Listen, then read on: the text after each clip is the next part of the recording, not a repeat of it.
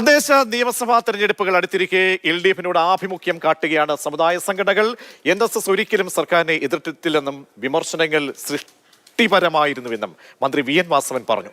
മൂന്നാം തവണയും ഇടതുപക്ഷം അധികാരത്തിൽ വരുമെന്ന് നേരത്തെ തന്നെ പറഞ്ഞ SNDP യോഗം ജനറൽ സെക്രട്ടറി വെള്ളാപ്പള്ളി നടേശനും NSS നിലപാടിനെ പിന്തുണയ്ക്കുകയാണ്. റിപ്പോർട്ട് കാണാൻ മതി. ആഗോള അയ്യപ്പ സംഗമത്തിന് ഒപ്പം തന്നെ ശബരിമലയിലെ ആചാര സംരക്ഷണത്തിലും SNDPക്ക് പിന്നാലെ സർക്കാരിന് പിന്തുണയുമായി NSSും പരസ്യമായി രംഗത്തെത്തിയിരിക്കുകയാണ്. ശബരിമലയുടെ കാര്യത്തിൽ സർക്കാരിനെ അവിശ്വസിക്കേണ്ട കാര്യമില്ല എന്നുള്ളതാണ് general secretary G Sukumaran Nair പരസ്യമായി പറഞ്ഞിരിക്കുന്നത്. നമുക്കറിയാവുന്നതുപോലെ തന്നെ ശബരിമല പ്രക്ഷോഭകാലത്ത് സർക്കാരിനെതിരെ വലിയ രീതിയിൽ പ്രതിരോധം തീർത്തിരുന്ന ഒരു വ്യക്തിയാണ് G സുകുമാരൻ നായർ. NSS ഒരിക്കലും സർക്കാരിനെ എതിർത്തല്ല. ചില വിഷയങ്ങൾ വരുമ്പോൾ അതിൽ ക്രിയാത്മകമായ ചില നിർദ്ദേശങ്ങളും സൃഷ്ടിപരമായ വിമർശനങ്ങളും ഉണ്ടാകും. അത് ജനാധിപത്യത്തിൽ അതുള്ളതാണ്. അല്ലാതെ എപ്പോഴെങ്കിലും അന്ധമായി NSS ഒരിക്കലും സർക്കാരിനെ എതിർത്തിട്ടില്ല.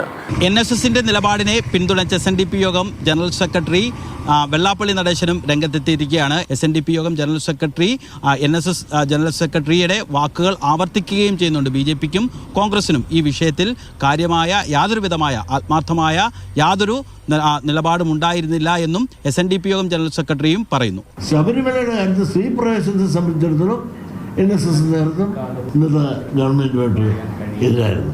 ഇന്നിപ്പോൾ ഗവൺമെൻറ് ആ നിലപാടല്ല എന്ന് വ്യക്തമായി ബോധ്യപ്പെട്ടപ്പോൾ NSS നിലപാട് മാറ്റി. ആഗോള അയ്യപ്പ സംഗമം വിജയമാണോ പരാജയമാണോ എന്നുള്ള ചർച്ചകൾ നടക്കുമ്പോൾ ഇതിലൂടെ സർക്കാർ എന്താണ് ലക്ഷ്യം വെച്ചത് എന്നുള്ളത് നമുക്കെല്ലാം വ്യക്തമാണ്. ആ ലക്ഷ്യത്തിലേക്ക് സർക്കാരിന് എത്താൻ സാധിച്ചു എന്ന് വേണം കേരളത്തിലെ രണ്ട് പ്രബല ഭൂരിപക്ഷ സമുദായങ്ങളുടെ നേതാക്കന്മാരുടെ പരസ്യ പ്രസ്താവനയിലൂടെ മനസ്സിലാക്കേണ്ടത്. രഘുനാഥ് നാരായണൻ, മാതൃഭൂമി ന്യൂസ്, ആലപ്പുഴ. അങ്ങനെ കേരളത്തിലെ രാഷ്ട്രീയ അടിയൊഴുക്കുകളെയൊക്കെ തന്നെ ചൂടു പിടിപ്പിക്കുന്ന പ്രതികരണങ്ങളും ഒക്കെയാണ് ഇപ്പോൾ നമ്മൾക്ക് സംഭവിക്കുന്നതും കേൾക്കുകയൊക്കെ ചെയ്യുമ്പോൾ മനസ്സിലാക്കാൻ കഴിയുന്നത്. പ്രബലമായിട്ടുള്ള രണ്ട് സമുദായങ്ങളെ ഒരു ചർച്ചകളിലേക്ക് കൊണ്ടുവരാൻ സർക്കാരിനെ സംബന്ധിച്ചോളം CPM-നെ സംബന്ധിച്ചോളം ആയി എന്നത് വളരെ പ്രധാനപ്പെട്ടതാണ്. അപ്പോൾ ഇതിൻ്റെ ഒരു മറുവശങ്ങൾ, ഇതിൽ ഒളിഞ്ഞിരിക്കുന്ന ആഴത്തിലുള്ള പരിശോധനകൾ, വിലയിരുത്തലുകളൊക്കെ വളരെ പ്രധാനപ്പെട്ടതാണ്.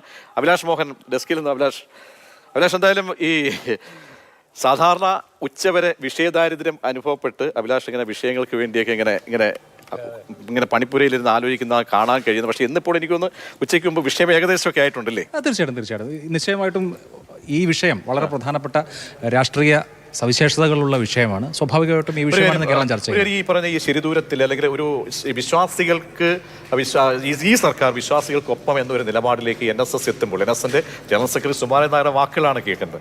അപ്പോൾ ഒരു വിഷയാധിഷ്ഠിത പ്രശ്നാധിഷ്ഠിത വിഷയങ്ങൾക്ക് അപ്പുറത്തേക്ക് ഈ വിഷയം പരിണമിക്കുന്നുണ്ടോ? ഈ നിലപാടുകൾ രൂപപ്പെടുന്നുണ്ടോ? പക്ഷേ അതൊരു നറേറ്റീവ് ചേഞ്ചിനിടയാക്കും. ഒന്നാമത്തെ കാര്യം, കഴിഞ്ഞ രണ്ട് തെരഞ്ഞെടുപ്പുകളിലും നിശ്ചിതമായ ഇടതുവിരുദ്ധ നിലപാടായിരുന്നു NSSന്. കഴിഞ്ഞ 2021 നിയമസഭാ തെരഞ്ഞെടുപ്പിന്റെ അന്ന് രാവിലെ വോട്ട് രേഖപ്പെടുത്തിയതിനു ശേഷം G സുകുമാരൻ നായർ പറഞ്ഞ വാചകങ്ങൾ പ്രജീഷ് ഓർമ്മയുണ്ടാവും. അത് വലിയ ചർച്ചയായിരുന്നു. അതായത് പിണറായി വിജയൻ ഒന്നാം സർക്കാരിനെ മാറ്റി ജനങ്ങൾ പുതിയൊരു സർക്കാരിനെ തിരഞ്ഞെടുക്കണമെന്ന നിശ്ചയദാർഢ്യവുമുള്ള നിലപാടായിരുന്നു NSSന് 2021. ഇനി 2016 കാര്യം എടുത്താലോ, 96 ശേഷം ഉള്ള എല്ലാ തെരഞ്ഞെടുപ്പുകളിലും ശരിദൂരം സമദൂരം എന്നൊക്കെ പറയുമെങ്കിലും NSS UDF അനുകൂല നിലപാടായിരുന്നു സ്വീകരിച്ചിരുന്നത്. എങ്കിൽ 2025 ആകുമ്പോൾ അതിന് മാറ്റം വരുന്നു. അതൊരു 3 പതിറ്റാണ്ടിലെ നമ്മുടെ കേരള രാഷ്ട്രീയ സ്ഥിതിഗതികൾ നോക്കുമ്പോൾ ഒരു പ്രധാനപ്പെട്ട ടേണിംഗ് പോയിന്റായി മാറുകയാണ്. അത് ഗുണമാവുമോ ദോഷമാവുമോ?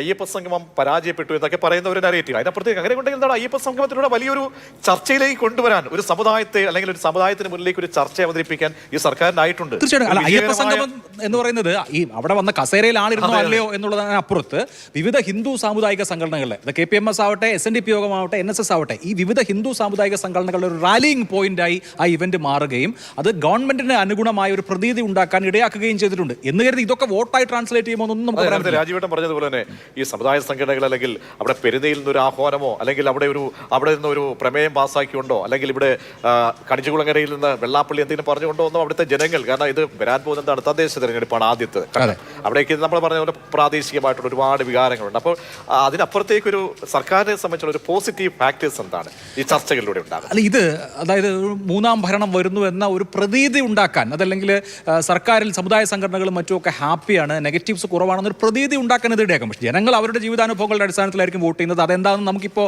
പറയാൻ കഴിയില്ല. പക്ഷെ നമ്മൾ കാണേണ്ട ഒരു കാര്യം, 2.5 പതിറ്റാണ്ടിന് ശേഷം ആദ്യമായി NSS ഒരു LDF അനുകൂല നിലപാടെടുക്കുന്നത്. വളരെ അപൂർവ സന്ദർഭങ്ങളിൽ NSS LDF അനുകൂല നിലപാടെടുത്തിട്ടുള്ളൂ എന്ന് മാത്രമല്ല കമ്മ്യൂണിസത്തിന്റെ ഈ കേരളത്തിലെ ഏറ്റവും നിശിതനായ വിമർശകൻ മന്നത്ത് പത്മനാഭനായിരുന്നു. കമ്മ്യൂണിസ്റ്റ് വിഷവൃക്ഷത്തെ കേരളത്തിൽ നിന്ന് പിഴുതെറിയാതെ എനിക്ക് ഉറക്കമില്ല എന്ന് പ്രഖ്യാപിച്ച ആളാണ് മന്നത്ത് പത്മനാഭൻ. NSS രാഷ്ട്രീയ പാർട്ടി ഉണ്ടാക്കി NDP രൂപീകരിക്കുന്ന ഘട്ടത്തിലും എപ്പോഴും UDF പക്ഷത്തായിരുന്നു. NSSന്റെ രാഷ്ട്രീയ നിലപാട് വളരെ ചുരുക്ക സന്ദർഭങ്ങളിൽ ഒഴികെ UDFനൊപ്പമായിരുന്നു. അത് ഇത്തവണ പ്രകടമായി കോൺഗ്രസ് വിമർശനവും ഇടതനുകൂലവുമായി മാറുന്നു എന്നുള്ളതാണ് ഇതിലെ വലിയ പ്രസക്തി. അവിടെ അഭിലാഷ് ഒരു കാര്യം കേൾക്കാൻ ആഗ്രഹിക്കുന്നത്, നമ്മുടെ ഭൂരിപക്ഷത്തിന്റെ ഒരു പിന്തുണയിലേക്ക് സർക്കാരിന്റെ അവകാശപ്പെടാം ഭൂരിപക്ഷ സമുദായങ്ങളുടെ. ഇനിയിപ്പോൾ ഒരു ന്യൂനപക്ഷ സമുദായങ്ങളിലേക്ക് വരികയാണെങ്കിൽ അവിടെ എടുക്കാൻ പോകുന്ന ഒരു സ്ട്രാറ്റജിക് ആയിട്ടുള്ള നിലപാടുകൾ അതെന്തായിരിക്കും? നമ്മൾ പ്രബലമായ ഒരു സമൂഹം അല്ലെങ്കിൽ പ്രദാനം ചെയ്യുന്ന ലീഗിനെ പോലെയുള്ള സംഘടനകൾ UDFനൊപ്പം നിൽക്കുന്നു, അല്ലെങ്കിൽ സമസ്ത മറ്റ് മുസ്ലിം സംഘടന, അവരൊക്കെ ഈ പറഞ്ഞ രീതിയിൽ ഒരു അടച്ചൊരു ആക്ഷേപത്തിലെ സർക്കാരിനെതിരെ വരുന്നില്ല. അപ്പോൾ ഇനി വേണമെങ്കിൽ സഭാ നേതൃത്വത്തേക്ക് കയ്യിലെടുക്കാനുള്ള ചില ടേണിംഗ് പോയിന്റുകളിലേക്കൊക്കെ എത്തിയേക്കാം. നീക്കങ്ങൾ അതിന്റെ ബാക്ക്ഗ്രൗണ്ടിൽ പക്ഷേ നടന്നുകൊണ്ടിരിക്കുകയായിരിക്കാം. അങ്ങനെയൊക്കെ നോക്കുമ്പോൾ UDFന് വിദഗ്ധത്തോളം ഒരു അങ്കലാപ്പ്, നെഞ്ചിടിപ്പ് ഉണ്ടാക്കുന്നു. UDF സാമുദായിക സംഘടനകളുമായി നല്ല സമീപനം പുലർത്തി വരുന്ന രാഷ്ട്രീയ കക്ഷിയാണ്. അവരെ സംബന്ധിച്ച് ഇത് കൺഫ്യൂഷൻ ഉണ്ടാക്കുന്നതാണ്. SNDP യോഗം അതിന്റെ ആഭിമുഖ്യത്തിൽ രൂപീകരിച്ച BDJS എന്ന രാഷ്ട്രീയ പാർട്ടിയിലൂടെ 2016 വലിയ ഒരു വെല്ലുവിളി LDFന് മുമ്പിൽ നിർത്തിയതാണ്. പക്ഷേ LDF അതിനെ അതിജീവിച്ചു. UDF പക്ഷത്ത് നിന്നാണ് കൂടുതൽ വോട്ട് പോയത് നമ്മൾ 2016 കാണാം. BDJS പരീക്ഷണം ഉണ്ടായപ്പോൾ BDJS NDA കമ്പൈന് അതുവരെയുള്ള ചരിത്രത്തിൽ ഏറ്റവും ഉയർന്ന വോട്ട് കിട്ടി. അപ്പോൾ നഷ്ടം വന്നത് LDFനല്ല UDFനായിരുന്നു. ഇവിടെ ഇപ്പോൾ NSS LDF അനുകൂല സമീപനം സ്വീകരിക്കുന്നു. വെള്ളാപ്പള്ളി നടേശൻ കുറേ നാളായി LDF അനുകൂല സമീപനം സ്വീകരിക്കുന്നു. അത് UDFനെ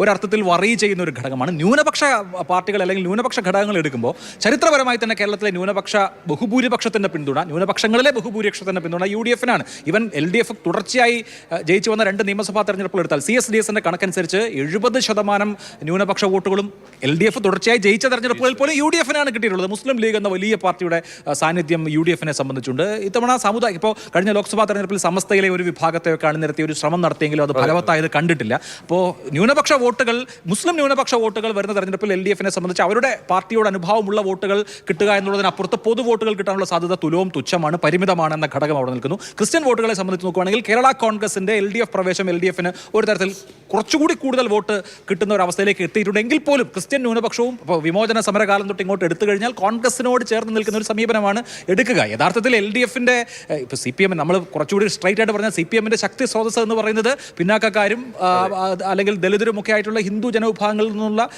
ആ ഭൂരിപക്ഷ സമുദായമാണ് CPMന്റെ അടിത്തറ എന്ന് പറയുന്നത്. അപ്പോൾ അത് ഉറപ്പിച്ച് നിർത്തുക, കഴിഞ്ഞ ലോക്സഭാ തെരഞ്ഞെടുപ്പിൽ ഉണ്ടായതുപോലെയുള്ള വോട്ട് മൈഗ്രേഷൻ BJPയിലേക്ക് മറ്റും ഉണ്ടാവാതിരിക്കുക എന്നുള്ള ഒരു സ്ട്രാറ്റജി LDFും എടുക്കുന്നു എന്ന് നമുക്ക് വിചാരിക്കാം.